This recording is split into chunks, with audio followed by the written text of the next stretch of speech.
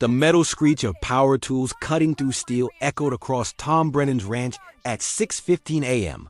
On a Tuesday morning. The 52-year-old cattle rancher stood on his front porch, coffee mug frozen halfway to his lips, watching three men in matching polo shirts install a gate across the access road that ran through his property. His property. The road his grandfather had built in 1962. The road that led to the new subdivision that had sprouted up behind his 240 acres like unwanted weeds. For 6 months, Tom had watched the Meadowbrook Estates HOA creep closer to his land, their rules and regulations spreading like a virus through what used to be open country. But this morning, they crossed a line they couldn't uncross. Because what the HOA president and his crew didn't know, as they bolted that gate into place with smug satisfaction, was that Tom Brennan had spent the last 3 weeks in the county records office, and what he'd found was about to turn their entire power structure upside down. Where are you from? Tell us in the comments below. And if you're loving this story, hit that like button and subscribe for more. Now, let's see exactly how this unfolded. This is a story in 3 parts. The violation that pushed a reasonable man past his breaking point. The confrontation where decades of property law met suburban entitlement. And the resolution where an HOA learned that legal paperwork beats assumed authority every single time. The first part reveals how Tom endured 6 months of increasingly aggressive encroachment, watching his family's legacy land become treated like HOA property. His attempts at peaceful resolution met with condescension and threats. The breaking point came not with noise or complaints, but with power tools and concrete, as entitled neighbors quite literally tried to gate off access through land they didn't own. The second part shows the moment Tom walked across his own property with a folder full of documentation. The exact second the HOA president's face drained of color, and the ultimatum that reversed every assumption about who held power in this dispute. The third part delivers the justice that land rights deserve, complete with financial consequences, public humiliation, and a lesson in respecting property boundaries that an entire subdivision would never forget. Here's exactly how it happened. Tom Brennan had never wanted to be anyone's enemy. The rancher had inherited 240 acres of prime Texas grassland from his grandfather in 2018, and he'd run it the same way 3 generations of Brennans had before him: cattle in the spring and summer, hay cultivation in the fall, and a respectful nod to any neighbor who needed help. At 52, with weathered hands and sun-creased eyes, Tom represented everything the old ranch country used to be before developers discovered that Austin sprawl meant profit. He worked 14-hour days during calving season, maintained his fences with religious dedication, and had exactly zero interest in anyone's business but his own. His wife, Rachel, a retired schoolteacher, had warned him when the first survey stakes appeared on the adjacent property in early 2024. The land had sold to Meadowbrook Development Corporation for $2.3 million. And within weeks, bulldozers were carving streets into what had been his neighbor's cattle operation for 40 years. The first incident happened in late March, barely 2 months after the subdivision's model homes opened.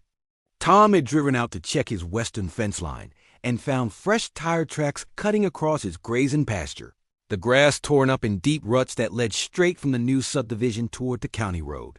Someone had driven across his land rather than using the designated access road that ran along his property's northern edge. The damage wasn't severe, maybe $200 to reseed, but it set his teeth on edge. Tom assumed it was a construction crew taking a shortcut, maybe workers who didn't know better. He let it slide, fixed the fence they'd knocked over, and figured that was the end of it. He'd been ranching long enough to know that new neighbors sometimes made mistakes. The second incident arrived with a certified letter in mid-May. Tom had been feeding his horses when Rachel walked out with the envelope, her face tight with concern. The letter, printed on expensive cardstock with an embossed logo, informed him that the Meadowbrook Estates Homeowners Association had voted to designate the access road running along his northern property line as a private community road. The letter requested that he refrain from using this thoroughfare and directed him to access his ranch via the longer southern route that added 12 miles to his daily commute. Tom read the letter 3 times, each reading making his blood pressure climb higher. The road they were claiming had been built by his grandfather in 1962, decades before any subdivision existed, and it crossed a corner of his property via an easement he granted to the county for public use. The HOA had no more right to declare it private than they did to claim ownership of the moon. Tom called the HOA president, a man named Derek Whitmore, who'd moved from California 6 months earlier, and spoke with the confident ignorance of someone who'd never been told no. Derek explained, with barely concealed condescension, that the residents of Meadowbrook Estates had quality-of-life concerns about ranch traffic. Tom's cattle trucks, his feed deliveries, even his personal pickup apparently didn't meet the community standards. When Tom pointed out that the road was on his property and he granted a public easement, Derek laughed. Actually laughed. "Mr. Brennan, this is a modern community. We've consulted with our attorneys, and we have every right to control access to our neighborhood. I'd suggest you adapt to changing times."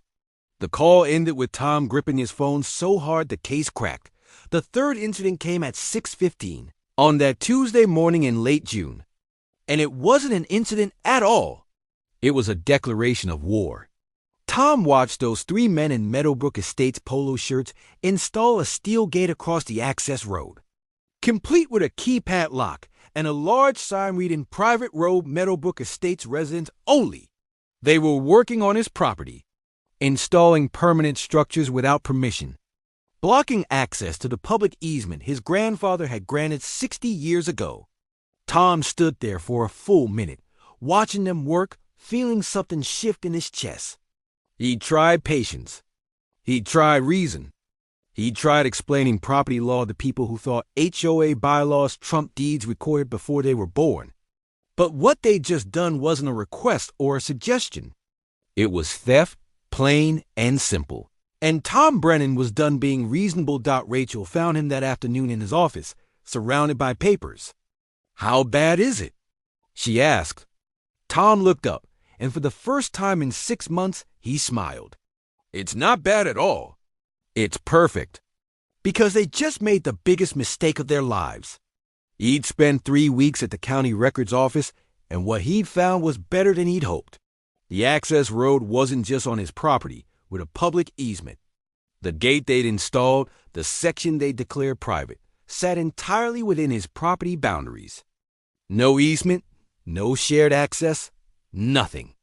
They built their development's only convenient exit through land they didn't own, assuming the old rancher would never check, never fight back, never call their bluff. Tom had every deed, every survey, every property record going back to 1962. And tomorrow morning, he was going to walk across his own land and teach Derek Whitmore what property rights really meant. Tom waited until 8 a.m. Wednesday, when he knew the HOA board held their weekly meeting at Derek Whitmore's house. He dressed in his cleanest jeans, his good boots, and a pressed shirt Rachel had laid out for him. He carried a leather folder containing 47 pages of documentation, each page marked with colored tabs, each fact verified by the county clerk herself. He walked across his property, past the gate the HOA had installed without permission, and knocked on Derek's door. The meeting inside went silent. Derek opened the door with an expression that shifted from annoyance to confusion when he saw Tom's calm smile. "Mr. Whitmore, we need to talk about your gate." Tom's voice carried the steady confidence of a man holding a royal flush. Derek's face flushed. "Mr. Brennan, this is a private HOA meeting. You're trespassing." Tom's smile didn't waver. "No, Derek, you're trespassing. You have been for 6 months. And yesterday, you installed permanent structures on my property without permission. So we're going to have a conversation right now, or we're going to have it in front of a judge. Your choice." The HOA board, 6 people seated around Derek's dining table, stared at Tom like he'd grown a second head. Derek recovered first, his voice taking on that condescending tone Tom had heard on the phone. Our attorneys have assured us that this road falls under community easement provisions. We have every legal right to control access. Tom opened his folder and laid the first document on the doorstep. It was a survey map from 1962, showing the access road built entirely on Brennan family property. This is the original survey when my grandfather built that road. Notice anything missing? Like an easement. Derek glanced at the document, his confidence wavering. That's outdated. The easement was established when the subdivision was approved. Tom laid down the second document. This is the county's easement record, updated last month. The public easement my grandfather granted runs along the southern border of my property, where it meets the county road. It has nothing to do with the access road you just gated. That road exists entirely on my land, built with my family's money, maintained with my family's labor. The board members leaned forward, suddenly interested. One woman, maybe 60, with perfectly styled gray hair, spoke up. But we were told the developer secured all necessary access rights. Tom's smile turned cold. The developer lied. Or more accurately, the developer assumed an old rancher wouldn't know his own property lines. Bad assumption. He laid down the third document, this one a property deed from 2019. When Meadowbrook Development Corporation bought the adjacent land, they requested access across my property. I said no. They built anyway, counting on me not noticing or not caring. But here's what makes yesterday really interesting. Tom produced a photograph taken that morning, showing the new gate with its GPS coordinates displayed. That gate sits entirely on my property. Not on an easement. Not on county land. On my private ranch. You install permanent structures without permission, declared my property your private road, and sent me a letter demanding I stop using land I own. Garrick's face had gone from flushed to pale. Our attorneys checked everything. They said, Tom interrupted, his voice still calm, but carrying an edge that made everyone flinch. Your attorneys made assumptions based on modern subdivision practices. But my property predates those practices by half a century. And in Texas, property rights are sacred. You don't just get to claim someone's land because it's convenient. He laid out the final documents, a stack of printed screenshots and emails. Derek Whitmore, 48. Moved here from Palo Alto in December 2023. You bought 2,247 Meadowbrook Lane for $680,000.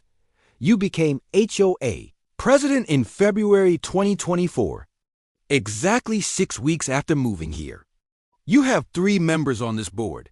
Jennifer Carlson, 52, retired pharmaceutical rep. Marcus Webb, 61, software engineer working remotely. And Patricia Dunmore, 58, interior designer. I know all this because I spent 3 weeks researching exactly who I'm dealing with. I know your attorneys are Fisher and Schmidt out of Austin, and I know they charge $450 an hour. I also know they gave you bad advice, because if they'd actually checked the county records, they'd have told you to negotiate with me, not build on my land. The room had gone completely silent. Tom could see the realization spreading across their faces like spilled water. He continued, voice steady. Here's what's going to happen. You have 2 options, and I suggest you choose carefully. Tom's finger tapped the document showing the gate's location. Option 1. I call the sheriff right now. You're charged with criminal trespassing, destruction of property, and illegal construction on private land. I file a civil lawsuit for damages, attorney fees, and an injunction removing your gate and barring the HOA from using my property. Your legal costs will start at $50,000 and climb fast. Your home values will tank when buyers learn the main access road is tied up in litigation. And I guarantee you I'll win, because I have 60 years of documentation and you have wishful thinking. He paused, letting that sink in. Option 2. You acknowledge that the access road crosses my property without legal right. You remove your gate within 48 hours at your expense. You pay me $2,500 per month, starting immediately for an access easement lease. The lease includes strict terms, no gates, no restrictions on my use, no declarations about private roads. I maintain the right to revoke the lease with 90 days' notice. And you issue a formal apology, in writing, to be posted in your community newsletter. Derek found his voice, though it came out strangled. You can't charge us for a road we're already using. That's extortion. Tom's expression didn't change. It's called property rights, Derek. You're using my land for your benefit. In Texas, I have every legal right to charge for that use or deny it entirely. I'm being generous by offering the lease option. My attorney suggested I just close the road and let you add 12 miles to everyone's commute. Patricia, the interior designer, spoke up, her voice shaking. But we didn't know. The developer told us the access was secured. We just moved here. Tom's face softened slightly. Ma'am, I understand you're caught in the middle. But ignorance doesn't erase trespassing. You bought into a development that made promises it couldn't keep. That's between you and the developer. But the gate on my property comes down, or none of you are using this road. Period. Marcus, the software engineer, pulled out his phone. I'm calling our attorney. Tom nodded. Good. Have him review these documents. He'll tell you exactly what I just told you, except he'll charge you $450 for the privilege. You have 48 hours to decide. After that, I'm filing papers, and option 2 goes away. Derek's hands were shaking as he reached for the documents. You're destroying our property values. Our community. All because of some technicality? Tom's patience finally cracked. Technicality? I own that land, Derek.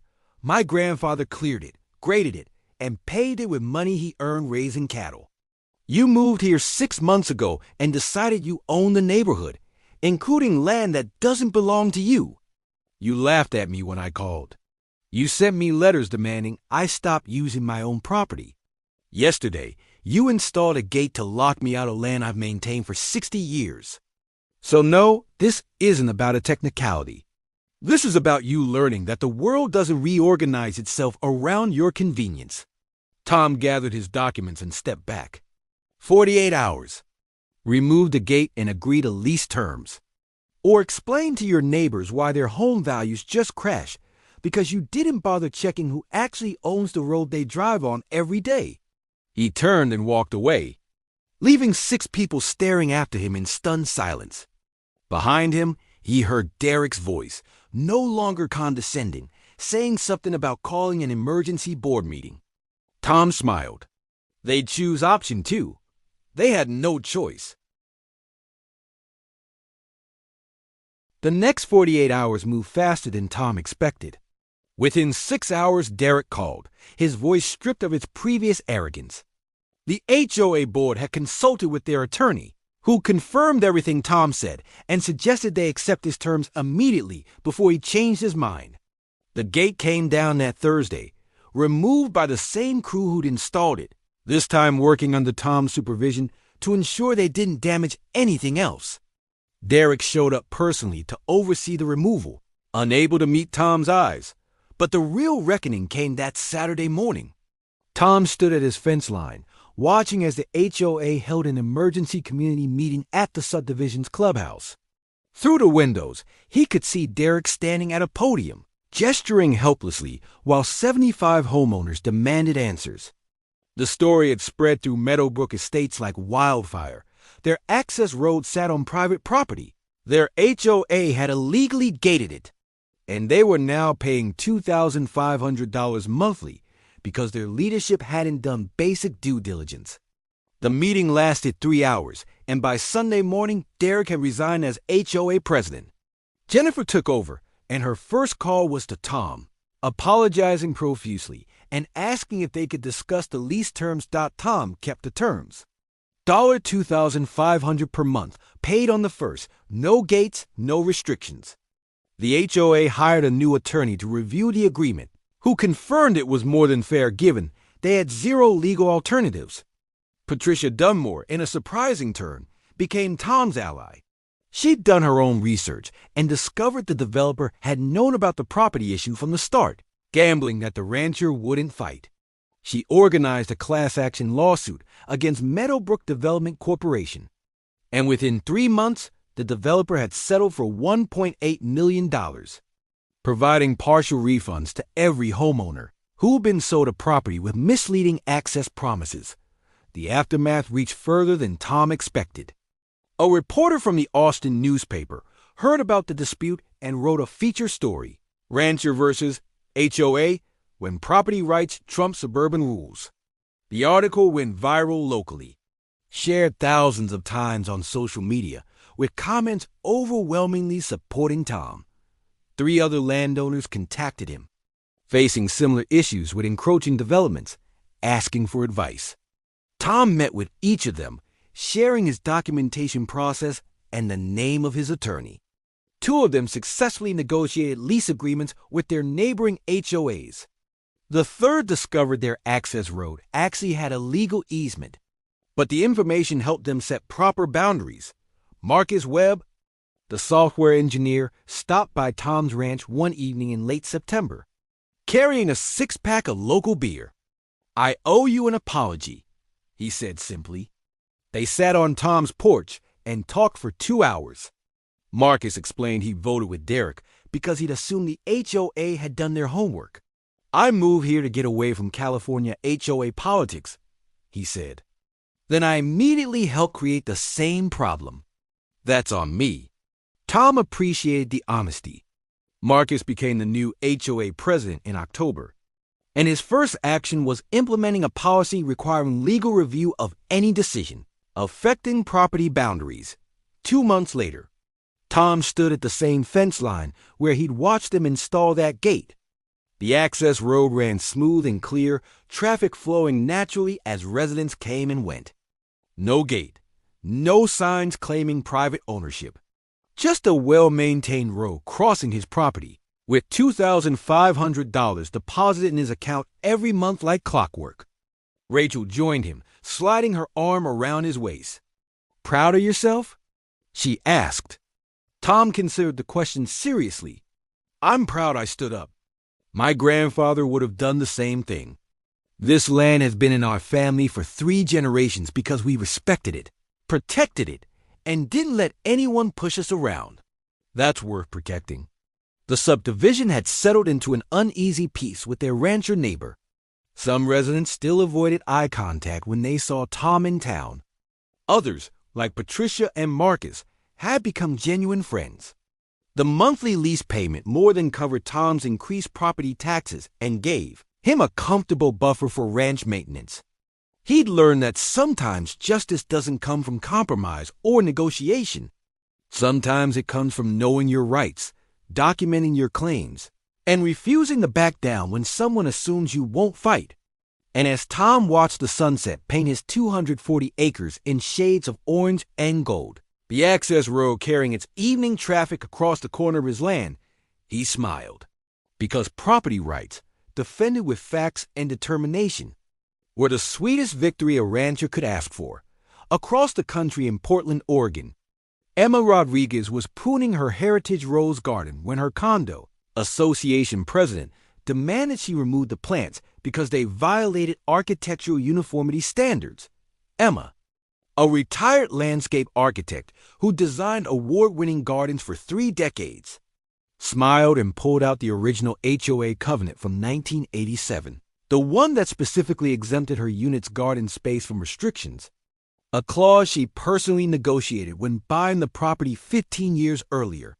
"Please, keep insisting," she said quietly, her voice carrying the calm authority of someone who'd fought city councils and won. "I'd love to document exactly how you're trying to violate legally recorded property rights." The president's face went pale. But that's a story for another time.